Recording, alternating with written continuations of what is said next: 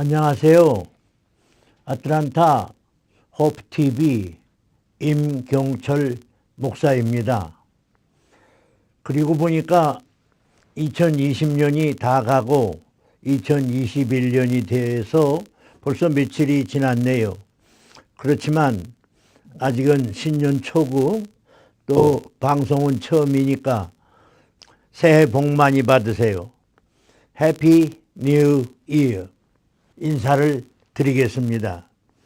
그리고 오늘이 방송 첫날인데 새 마음으로 그런 말씀을 드리고 싶습니다.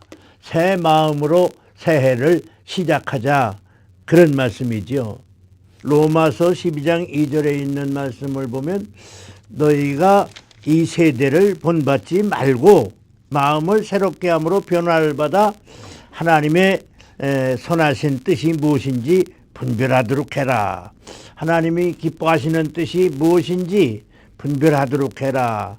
그런 말씀이 있습니다. 여기 마음을 새롭게 해라. 그런 말씀이 있어요. 제가 이렇게 살면서 또 이 사역을 하면서 이 마음이라는 게 참 내 마음도 내가 모른다고 그러더니 마음이라는 게 참 묘하더라고요. 깊기도 하고요.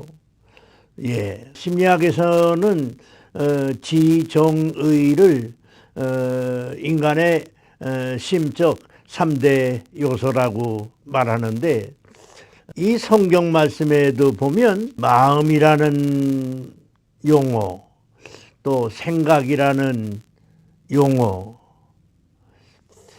또 정신이라는 용어. 그래서 참 이게 지정의가 성경에서는 더 세분화되어 있구나. 그런 것을 느껴본 적이 있어요. 물론 인간을 지으실 때는 하나님이 육체를 지으시고 그 혼을 불어넣으셔서 생명이 되게 하셨는데 인간론에서는 이제 이분설과 삼분설을 가르치는 교단이 있지요. 저는 이분설도 배워보고 삼분설도 배워보았습니다. 하여간 하나님이 지으신 우리 마음인데 그 뭐 참 깊고 오묘하겠지요. 그런데 하나님이 기뻐하시는 마음이 있는 것 같아요. 이 성경 말씀에 마음을 새롭게 해서 하나님이 기뻐하시고 하나님이 즐겨하시는 뜻을 분별하도록 해라 그랬거든요. 그러니까 우리가 마음을 새롭게 하면 하나님이 온전하시고 기뻐하시는 뜻을, 선하신 뜻을 알 수 있어서 그대로 생활을 할 수 있다는 말이지요. 그런데 우리가 마음이 새롭게 된다는 말은 우리가 성경 말씀을 통해서 볼 때에 성령님이 내 안에 들어오셔서 우리가 거듭나 말하자면 중생을 하고 본어겐 돼서 그때는 우리 안에 옛사람과 새사람이 들어앉아 있습니다. 그래서 바울 선생님은 옛사람을 버리고 새사람을 입으라는 말씀을 강조하셨지요. 그래서 우리는 옛 성품이 다 없어지는 건 아닙니다. 옛사람이 그 안에 있어요. 그게 새사람 때문에 길을 못 쓰는 것입니다. 성령의 은혜 때문에, 성령의 능력 때문에, 성령의 인도하심 때문에 그 옛사람이 길을 못 쓰는 거지요. 그런데 우리가 기도를 안 하든지 세상에 너무 유혹을 받는다든지 하면 이 옛사람이 요때구나 하고 또 나오지요. 하여간 이제 바울 선생님 로마서에서 너희들이 이 세대를 본받지 말고 참 변화를 받아라. 그래서 새롭게 되라 그랬는데 여기 새롭게 된다는 말은 리뉴잉 한다는 말입니다. 리뉴잉 한다는 말인데 우리가 여러 번 새 결심을 하잖아요. 그런 뜻입니다. 제가 작년에 운전면허가 만기가 됐어요. 그래서 이거 운전면허를 바꿔야 되겠구나 하고 그 리뉴얼 하러 갔더니 이제 이렇게 뭐 눈을 테스트하고 이러더니 제가 나이가 많으니까요. 몇 가지 물어보더니 운전면허를 새로 내주더라고요. 그래서 참 기분이 좋더라고요. 몇 년 동안 운전할 수 있게 허락이 됐나 보라고 사람들이 그러니까 또 집사람도 그런 말을 하니까 보니까 2027년까지 줬어요. 이게 얼마나 좋은지. 그래서 그때 조금 생각을 해봤습니다. 이 리뉴잉 하는 것도 좀 오래 가는 것이 있구나. 마음도 새롭게 해가지고 좀 오래 갔으면 좋겠다. 그런 생각을 한 적이 있습니다. 제가 목회를 오래 하면서 책을 몇 권 썼어요. 뭐 꼭 책을 쓸 때는 마음 먹고 쓰는데 써놓고 보면 책 같은 책이 없어요. 부끄러워서 어디다 내놓기가 어렵고 참 이렇게 좀 물한 분들에게 드리기가 어려운 때도 있어요. 그래서 그저 나올 때마다 그냥 이렇게 책방에 주지 아니하고 전도용으로 썼습니다. 그런데 제가 하나 가져온 것이 그때 그 마음을 지금 나누고 싶습니다. 이런 책이에요. 이게 제가 교우들하고 많이 나누었습니다.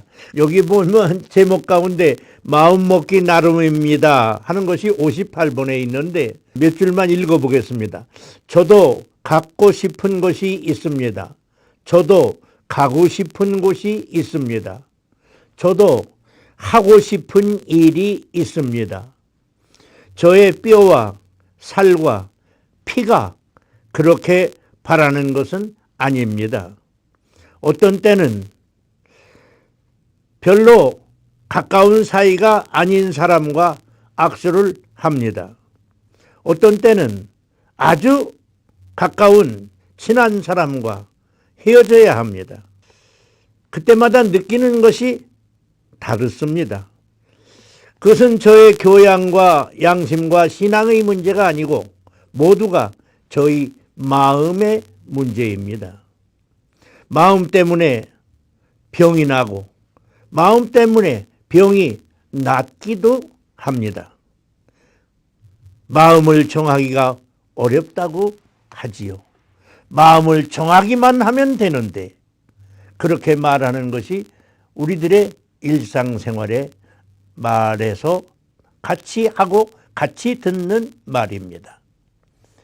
마음이 우리 안에 있는데 생각이 우리 안에 있는데 정신이 우리 안에 있는데 그래서 하나님이 창조하시고 하나님이 생명을 불어넣어 주셨는데 그 기능이 여러 가지로 나타나는 것 같아요. 그래서 성경 가운데 보면 만물의 마지막이 가까웠는데 정신을 차려라 이런 말도 했고 또 하나님이 내 생각과 네 생각은 틀리다 이런 말씀도 했고 또 네가 마음을 바르게 잘 가져라 이렇게 권고를 하시기도 했습니다. 저는 새해를 맞이하면서 한 번 더 우리 마음을 한번 리뉴얼 해보자 그런 뜻으로 새로 옛날 거를 씻어내버리고 또는 조금 고쳐서 더 발전적으로 더 선한 것으로 한번 마음을 새로 정해서 나가보자. 그래서 기독교에서 말하는 마음을 새롭게 하는 것은 신년에만 하는 것이 아닙니다. 매일 할 수도 있고 매 시간 할 수도 있는 것입니다. 그렇지만 새해니까 한번 새 마음으로 10년 운전면허를 받듯이 롱텀으로 한번 새 마음을 정해서 뛰어보자 하는 마음으로 오늘 새 마음으로 그런 말씀을 정했습니다. 그런데 제가 생각해 보니까 내 마음을 내가 정하는 것 같아도 성령님이 역사를 하시는 게 원리입니다. 그런데 우리 믿는 사람으로서는 예수가 가장 좋은 모델이고 샘플입니다.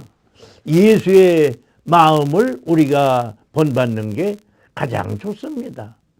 예수께서 마태복음 11장 29절에서 나는 마음이 온유하고 겸손하니 나의 멍에를 메고 나를 배우라.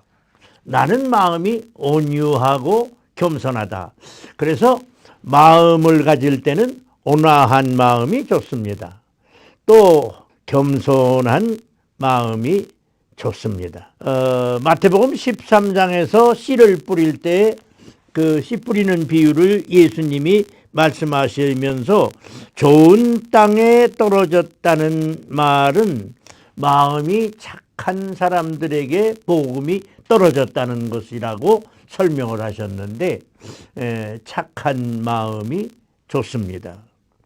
물론 우리가 이 세상을 살다가 보면 이 마음이라는 것이 하나의 인간관계에서 좋은 관계로 발전할 수가 있고, 또 이 마음이 자기 자신을 행복하게 할 수가 있고, 또 이 마음이 자기가 하는 일, 관계된 일을 발전시키기도 합니다.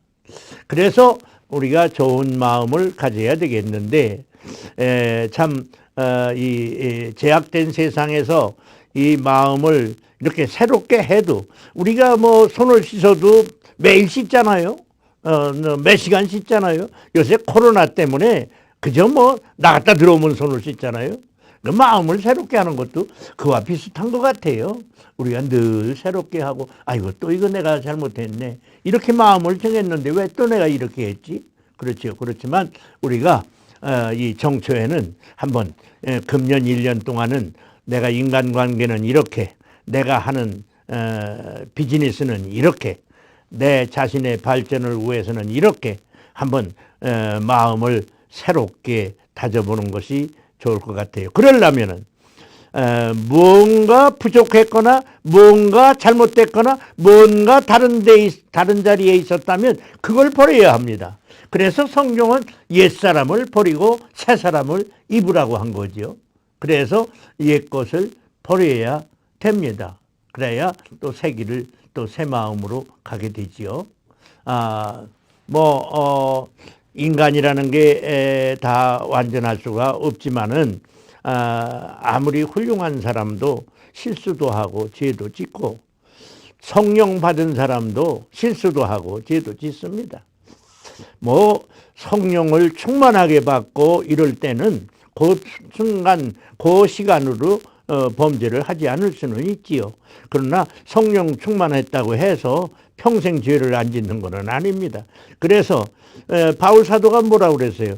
내가 원하는 선은 행치 아니하고 원치 아니하는 악을 행한다 이랬잖아요. 그 옛사람이 살아서 그렇거든요. 구약시대의 다윗 임금을 우리가 참 훌륭하게 보잖아요. 참 훌륭한 임금이지요. 그런데 다윗 임금이 그렇게 하나님의 사랑도 받고 나라를 부강하게 이렇게 일으켰지만은, 그러나 우리아의 아내를 범하고, 그것을 몰랐을 때 나단 선지자가 와서 예를 들어서 설명을 하면서, 앞집에는 부자고 뒷집은 가난한데 부잣집에 손님이 왔어요. 그런데 자기네 집에 있는 그 좋은 이 짐승은 다 그냥 놔두고 뒷집에 가서 한두 마리 기르는 닭을 잡아다가 그걸로 손님을 대접했습니다 하면서 얘기를 하니까, 다윗이 그 말이 끝나기도 전에 그런 나쁜 사람이 있느냐고, 그런 나쁜 사람은 그걸 그냥 둬서 되겠냐고 그러니까, 그 나단 선지자가 그렇죠, 그걸 놔두면 안 되죠. 그러니까 다윗이 그런 사람은 이렇게 해야 된다, 나 같으면 이렇게 해야 된다는 식으로 열을 냈지요. 그때 나단 선지자가 바로 다윗 임금이 그렇습니다. 어찌하여 임금님이 부하의 아내를 이렇게 범하고 이런 일을 하실 수가 있습니까? 하니까 그때 그 다윗의 마음에 참 감동이 와서 무릎을 꿇었죠. 제가 죄인입니다. 다윗의 훌륭한 점이 그런 점에 있어요. 그래서 다윗이 내가 모태로부터 죄를 가지고 태어났습니다. 우슬초로 나를 씻어주시옵소서. 우슬초로라는 게 담장에 나는 가차는 풀이에요. 그런 것으로라도 나를 빡빡 씻어달라는 거예요. 그러면서 다윗이 하나님께 기도했잖아요.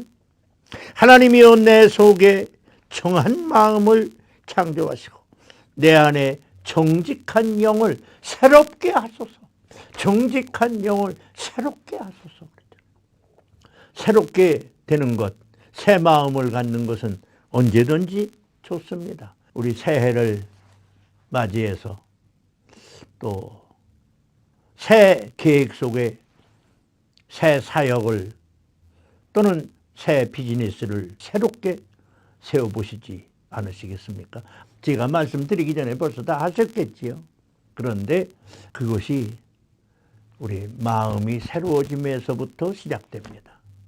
제 자신이 바라는 것은 예수가 샘플인데 예수한테서 온화한 마음을 우리가 배우고 겸손한 마음을 배워서 섬기는 삶을 하는 것이 좋겠다. 그런 생각을 늘 합니다.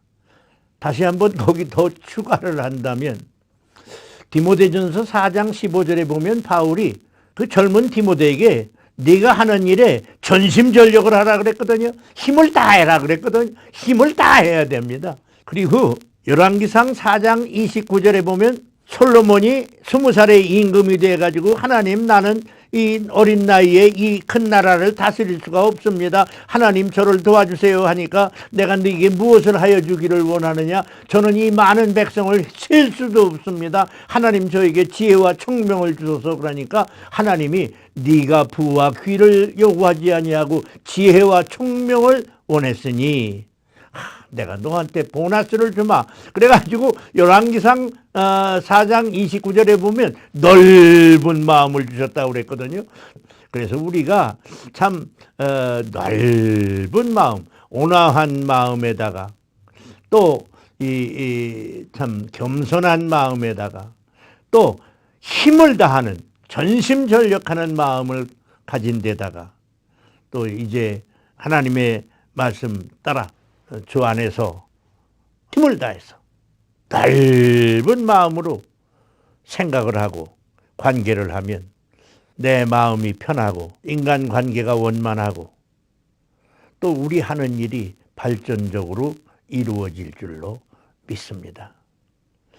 예수님은 마태복음 22장 37절부터 네가 마음을 다하고 뜻을 다하고 힘을 다하여 주 너희 하나님을 사랑하고 네 이웃을 내 몸과 같이 사랑하라고 그랬어요. 그런데 거기서 보니까 마음을 다하고 뜻을 다하고 힘을 다하고 바울이 전심전력하라고 하는 말이 그 예수님의 이런 말씀을 깨달은 거 아닌가 이런 생각을 합니다. 신년에 새 마음으로 부디 행복하시고 주님을 기쁘게 하시는 좋은 삶이 있으시기를 기도합니다. 감사합니다.